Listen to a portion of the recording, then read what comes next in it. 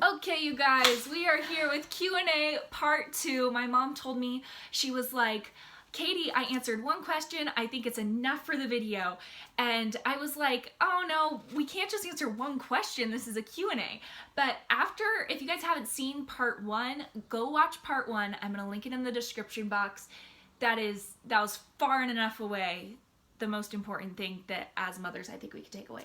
But that said, if people haven't seen it, if they aren't familiar with you, give us a quick introduction, and then we're going to popcorn through some of the few hundred questions you guys sent me on Instagram.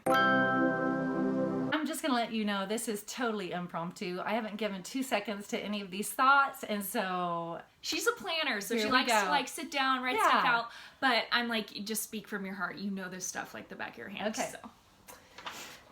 Introduce yourself though first. Oh, my name is Jenise Johnson.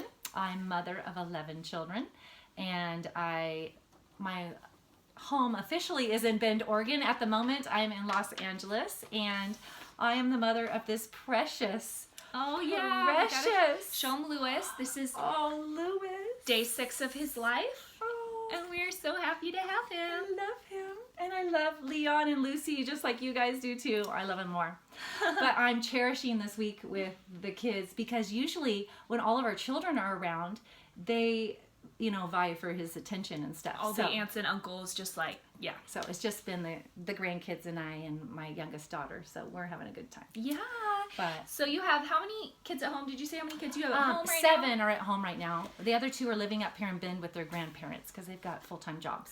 And my sister and I are married. So there's 11 of us total. I'm the oldest.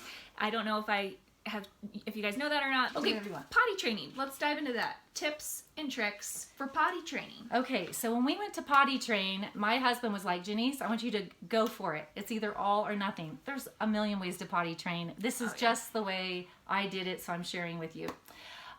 So I got a little portable potty seat. Mm-hmm. Now they have these little they look like miniature toilets. Miniature toilets that make the flush sound. I'm like, wow, that would be fun. But I just had the little portable seat. I stick it in the kitchen where I'm homeschooling. I give the child apple juice, which we usually don't drink juice in our house. So they like that a lot. My goal is to have each child potty trained before 2 because I usually was having another baby coming and I didn't want to have to deal with all that because it is a big deal. Why Leon is potty trained. Yes. Everyone's like, you have 3 in diapers. I'm like, I have 2 in diapers because he got a potty train during the day. And he does a good job. I've been watching him and he hasn't had any accidents. But so I give them juice. And then I set a timer for 15 minutes, and every time the timer goes off, they know, go sit on the toilet. They have a little book there, and if they go potty in the toilet, then they get a blueberry, a frozen blueberry. You guys, we kept the treats, the bars really low. Elisha's like that with our kids. Like if they want a treat, he'll give them like multiple pieces of candy or something. I'm like, give them like half. They'll savor it forever. It's true. That's what we did. And then put a sticker on a chart on the fridge. And then when we travel or whatever, I take the porta potty with me. Like if I'm going to go out and do shopping and whatever. Oh, that's good. Oh, and before I start the potty training, I make a big deal about it. We're going to the store to buy your big boy pants, and these are underwear, and which one do you want? And so they're all psyched up about it. And then every time they go potty, I yell to everybody in the house, and when you have multiple kids, they're like, oh yeah, Leon went potty, and we're like, woo! Everyone yells and screams, so they get this big reaction. And then literally, seems to work. It depends on the kid, because Leon, all he needed was a reaction. I would clap, just me. I can create a pretty big reaction. Well, you gotta start with one. Yeah, woo! And he would get so excited. He'd clap his hands. And I just think it's interesting. Your kid will potty train when you're ready to potty train. A lot of people are like, when the child's ready, they'll potty train. And yeah, they'll potty train themselves by the time they're 12. Like, they will potty train themselves eventually, and that's totally fine if you want to go that route. But just know that every child is totally capable of potty training before 2 if you desire to put in that work. And it might be extra work for more kids, depending on who it is. But we were all potty trained before too. Yeah. It wasn't like a genetic thing. It was a mental commitment that I made. She made that commitment. We're potty trained and we're going to be home at this time. You know, it's usually the first couple of days, especially. I'm trying to stay home, but then that potty seat goes with us. And Leon was so young that it definitely expanded the time. Like he potty trained over like 3 months. It wasn't like a weekend thing. yeah. So, you know, it's a so give and different. take, but And one other thing. that's good.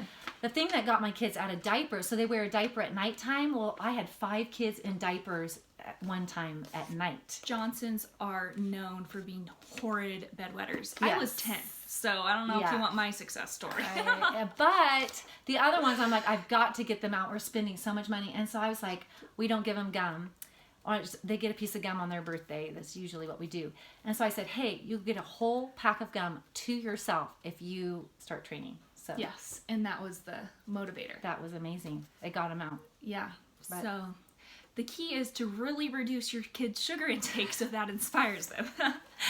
Okay, so that was good. Postpartum recovery. So I'm in the postpartum season right now. Basically, how to have that many kids and look as good as you do. Tons of questions about this. Oh, wow. Well, that's really sweet. I will say this. It's sweet, but it takes effort. Yes. And I would say that a lot of people have come to me or have always written off my mom's fitness as genetic. And genetics are great, but people didn't see her the way she ate, the way you worked out. Like, you put in so much effort. Well, so postpartum has so much to do with what you did during your pregnancy, too. Yeah. That's So true, too. exercising, as soon as I found out I was pregnant, I started walking 3 miles every day. That was just kind of my fast walk, 3 miles. Not every day. I would try 4 to 5 times a week. Yeah. I don't know. I did little things like have one sweet a week. You know, I didn't try to go on any crash diet. That is not the time to do it when you're nursing your baby. People freak out. They're just like, oh, my body or whatever. God created your body that way. You're going to hold on to usually about 10 pounds of weight when you're nursing because you are manufacturing milk. So just go with that. And realize, I know it's hard to remember this, but you're going to get back to your weight. I mean, if you... Well, if you put in effort, like, Yes. So my mom, she might like forget what she did, but you would work out every single day. Yeah, 4 to 5 times a week.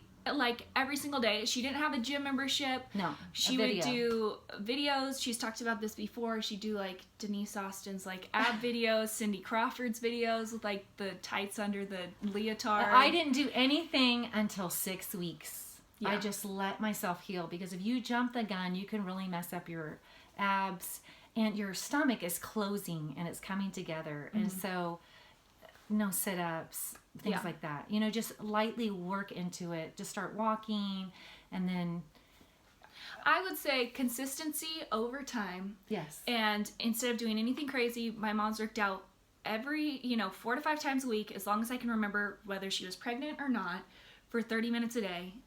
Yeah. And ate very moderately and limited sugar. Yeah. And she doesn't drink any kind of sugary No. drink at all. And I would say those are the coffee and things. sugary drinks and Yeah. alcohol and like all those things. I'm just a water drinker and I just try to eat a balanced food. If you don't have junk in your house, you won't eat it, is what my mom always said. So it starts at the grocery store. Just have good stuff in your house. One more thing about Yes. postpartum. I bought some transition clothes because it took me a little while to get down. And the older you get too, it's kind of rough and you have to give grace to yourself. I remember looking at myself and going, oh, you just want to be back, but forget about it. You've got your baby and you can work at it, and over time it's going to happen if you put some effort into it. But get a few transitional clothes that you feel good Yes. in. Don't try to like squeeze into stuff. That's so big for me. Like Because then it makes you just feel bad. all the time. And that's not motivating. It's No. more motivating to look good and try to look better. Yeah. Than to be like, I look awful. What's even the point? Okay. Should you allow unsaved family members to care for your children? My point is that I don't want anybody watching my kids that whether they're saved or unsaved, unless I'm just super limited on who watches our kids. Yeah. And so I need to feel comfortable, 100% comfortable that they are going to uphold the standards that I have if I'm going to leave them with them. So most of the time I don't leave my kids. I mean, until they were a little bit older. With family, I had my mother. I don't leave them with. We had consistent babysitters. We had people that you would leave us with very consistently. Yes, but it was people I would trusted. Yes. And Katie was a talker, and she was strong, and she was the oldest. I was going to say if anything happened. Oh, yeah. And so I think that's what brought me comfort. Yeah, because I was going to say, we stayed with a lot of different family members. Nothing overnight. We actually never did. That's what I'm talking about. And okay, so that's different than like during the day. Yeah. I was going to be like, my parents were like back to date nights and stuff, like within a week or two, or we didn't do overnighters. It was only grandparents were allowed to babysit us, and through overnights. Yeah. And then, I mean, until I was like 10 or 11. Like, I don't remember staying with aunts and uncles or anything like that. And then we never did sleepovers with anyone, not with friends, not with anybody. And we really talked with our kids about our standards if they were at somebody else's house, like commercials and TV. If the TV is on, I don't want you in that room watching that. Well, we were told if the TV got turned on, we had to ask to have it turned off. Yeah. We weren't allowed to watch anything on a computer, on a phone. I think there's comfort that there are multiple of us kids too. So if someone was like, gonna disobey, someone's gonna tattletale. Yeah. So that accountability was good. We really set them up to like, Katie, I want to know, stay with the younger ones, or we were never allowed to go somewhere by ourselves in a car, like with anybody. Literally no one who even my parents trusted. There were always two of us. We can't go into people's tents, motorhomes, and they have to go in twos everywhere to restrooms or just that accountability. And as a result, I just think people thought my parents were crazy because like my cousins would have a sleepover and we weren't allowed to go. And I was like, are you kidding me? Like, this is at, so-and-so's house. We trust the situation. But I think them being strange, like, was in that area or more withheld was so protective to us. I mean, I have 7 sisters and none of us that I know of have been molested or something like sexually taken advantage of or been put in those situations. And that is super, super, super rare in our culture. Yeah. And that just like breaks my heart that so many women have gone through that with family members, with close family members, regardless of whether they're professing Christians or not. Yes. And so I just think like it's my responsibility as the mother to be in the earshot of where my kids are, know where they are, even in church, going and checking on your kids. What are they up to? Where are they? A watchdog. You are about it. And it's easy to get lost in conversation, but what's your child over there? Who are they talking to? And talking to your children, having that open communication. But then as far as leaving them with someone, it's got to definitely be somebody that I trust. Yeah. But I will say too, my parents did have that balance because, like I said, they didn't helicopter parent us in the fact that they didn't get time for themselves. Yes. And I think that's important because I think sometimes the fear of, oh, they're going to do it exactly how I'm going to do it, limits a lot of parents that I know who are in my stage and they don't leave their kids for date nights and they don't get that time with their spouse. And I definitely saw my parents model that too. Yeah. So there's that balance there of giving over some control to someone else. Okay, advice to a wife who's trying to deepen her faith but married to someone who's not. And you kind of touched on this in the last video, but why don't you touching on that and that it's through your example. The Bible says you can win your husband without a word. And if your life is full and if the Lord is the priority in your life and you're not trying to be the Holy Spirit to your husband and tell him everything he needs to do, just love him. Just love him right where he is. With the joy of the Lord, you will be salt and light, and he will be drawn to you, just like you'll be drawn to Christ, because he's drawn to Christ in you.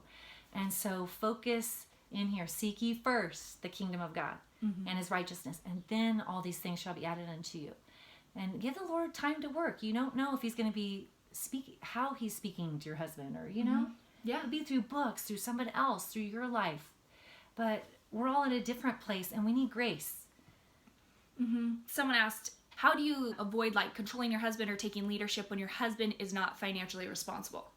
And I just want to, my mom actually had a lot to say on this because my dad wasn't financially responsible when they got married. And we did a podcast interview with them, and she spoke a lot to that. So if that's kind of like your situation, I'm going to put the podcast down below. Go there. She did a great job answering it in a very respectful way of my dad. So I think that'll be encouraging. Tips and tricks on how to have a large family financially. Okay, well, it's definitely a walk of faith, because I was pretty freaked out when I had 3 girls, and I made a decision to like give my womb to the Lord and trust him with the amount of kids that we had. And I was like, how are we going to feed them? What are we going to do? And you know what? You just walk by faith. It's like being in the fog, you know, seeing that yellow line, and you just kind of walk by faith and trust him. And I think it was I've always been a stay-at-home mother. So I did have, I was a harpist. So I played the harp for weddings. And so I was able to bring in some money that way. And then the supplements that I took, I ran into lots of people who were wanting the energy that I had. And I said, this is what I do. And that just naturally turned into a business, which added some money to us. And, but other than that, the Lord, and I'm not going to say this is going to happen, but my husband got a pay raise with each child that we had. Kind of crazy. It is crazy. But when you're working on this together, your husband starts to feel the weight of that burden of being the provider, and they start thinking smarter and reading books, or at least my husband did, like, okay, how can I become more value? How can I create more value for people and be compensated for that? And so he applied himself. He's a learner and he's a grower. And so, you know, and then the other thing, practical things are just thrift stores. I grew up with thrift stores. I love them. I think you guys really placed emphasis on experiences and stuff like that for us kids too. I never, ever, ever felt deprived. But like looking back, we had way less stuff. Right. And like used stuff, and I just, their favorite play toy was a trunk chest full of dress-up clothes from the thrift store.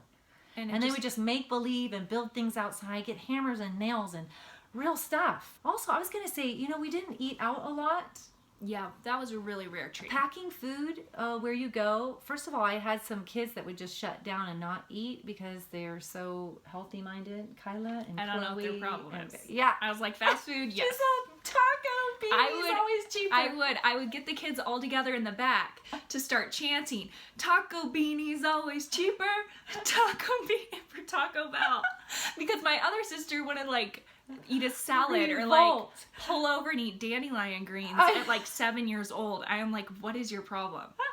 Here in America, we think we need certain stuff, I guess, and we just don't. And I think that's something that Mama's encouraged me in. And think about this, before you buy something, everything is a maintenance issue. You have to deal with it as soon as you buy it. It breaks. You gotta upkeep it, whatever.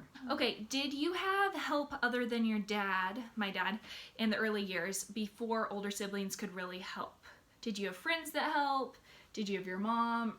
Or did you just kind of do it yourself? And if so, how did you do it? Okay, I forgot to mention this on the postpartum, but Chad's mother was so gracious to come to my house and help me for a week, like making meals. If I wanted her there, she was there. If not, she did the laundry. She took care of the kids.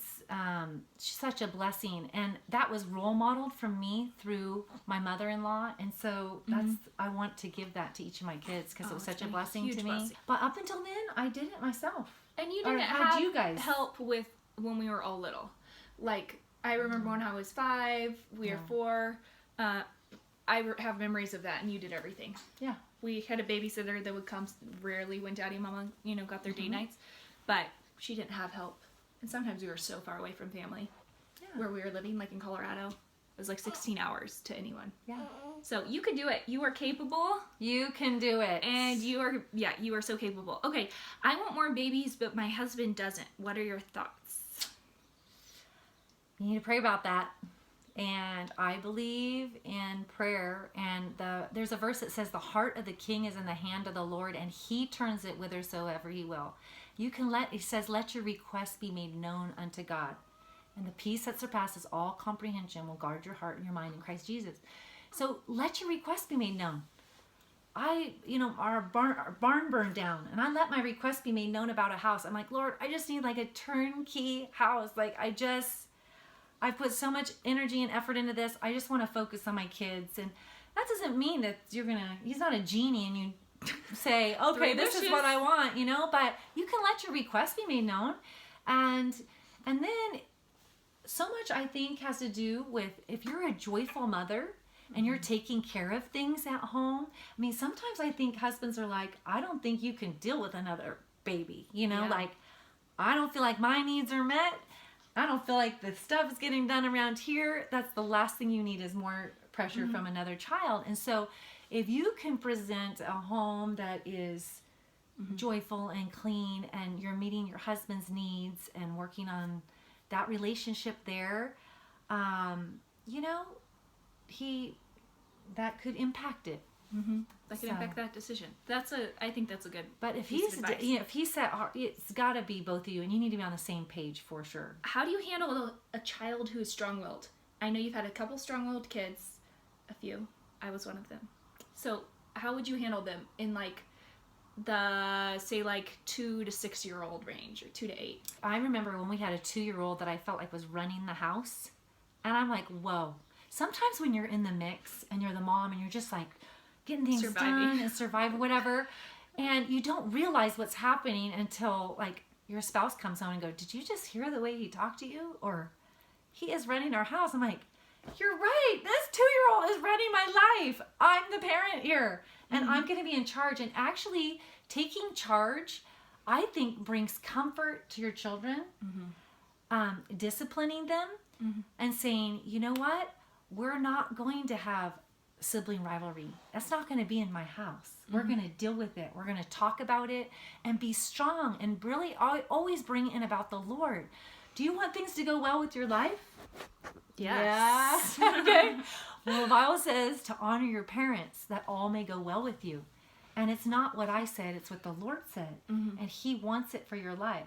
And so, but just be real strong and this is the way it is. And being your child's best friend is not the goal, because they're not going to be your best friend with decisions that you have to make sometimes.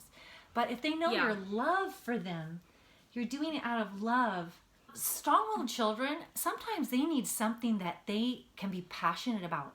They're misdirected. And so their energy is going into like provoking or, you know, whatever. Stirring up strife or dumping the dish detergent out. Or whatever, but they're just like bored. And so if you can get them into something where they feel is unique for them, they're really enjoying it, they look forward to it, engaged. Well, yeah, you've said this, and I think it's so helpful. I think it's with a lot of kids' behavioral problems. Like, Leon's only 2, so we're just starting this journey. But, you know, like yesterday, he just poured all the dish detergent out on the ground. And, like, he hadn't had anything to do. Like, I got upset at him, and I was like, I haven't given you anything to do for, like, 3 hours. He just been, like, wandering around the house. Yeah. You know? So it's like, he just wanted something to do, and he wanted to see what happened, instead of being like, okay, I'm going to actively engage your brain. Yeah. And then he's like way happier and isn't like unrolling all the toilet paper or something like that. Yeah. Just because. So we were pulling weeds the other day. I was with him. Yeah. And I gave him a little pitchfork. I'm like, oh, I need help.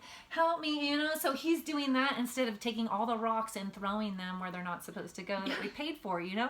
But like giving them something to do that engages them, that they feel good about. I'm like, look at this. We just pulled up the weed. He was stoked. He came home, was like, I'm weeding with Mama Nisi. Yeah. So I think that's really, really helpful. Okay, I'm going to answer this one for you. Does pregnancy still severely hurt even after 8 or more times? Yes. Yes. Yes. There's nothing easy about it. There's nothing easy about pregnancy. How do you satisfy the needs of each child / give them the sufficient attention that they need? Well, you did a good job of this. Again, I think that comes from this relationship. It makes you in tune to these relationships. And actually, I'm just going to speak from my recent experience. I've got a lot of quality timers, and those are the hardest ones to give my time to.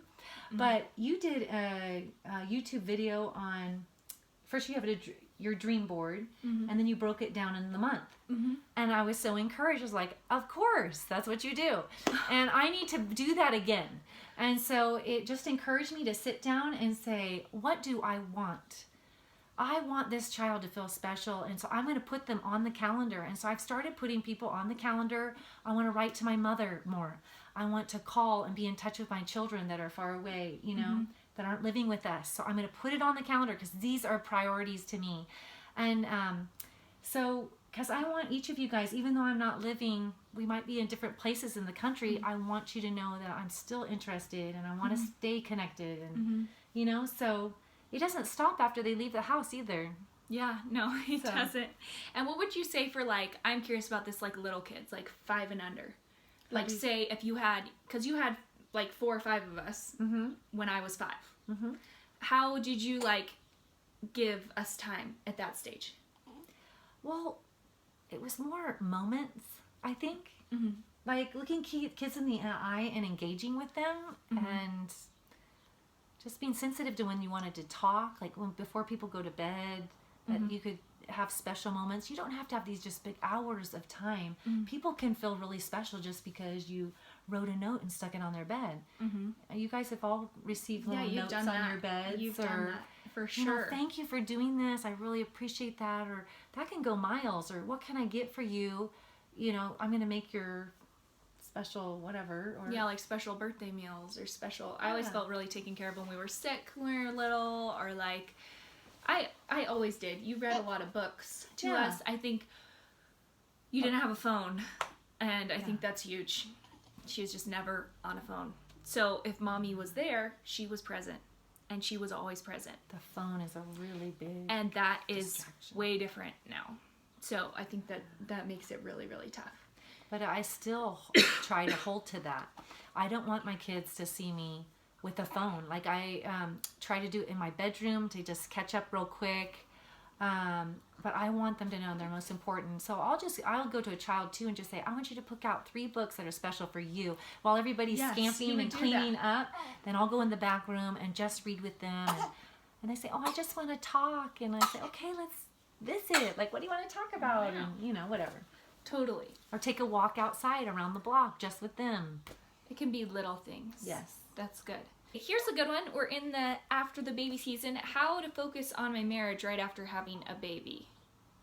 Because there are a lot of these, how to purposely connect with kids and your husband. Well, usually my husband was gone at work all day. And so when he came home, I really made an effort to make him the priority.